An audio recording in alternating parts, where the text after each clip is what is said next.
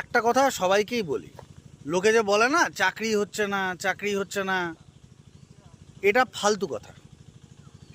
আমরা ছোটোবেলায় যখন পড়াশোনা করতাম, সন্ধ্যাবেলা খাওয়া দাওয়া করতাম, খেলতে যেতাম, এসে দুধ মুড়ি খেয়ে পড়তে বসতাম।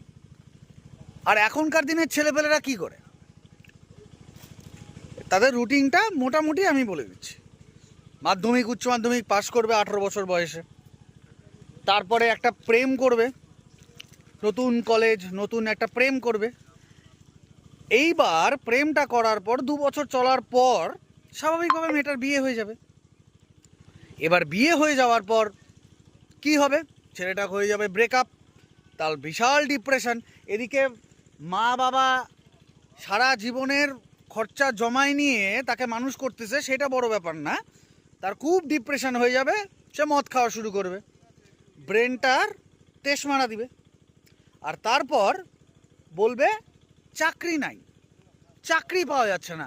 আরে ভাই, চাকরি পাওয়া যায়, একটু পড়াশোনা কর, মেয়েদের পিছনে ঘুরিস না, একটু পড়াশোনা কর, ঠিক আছে?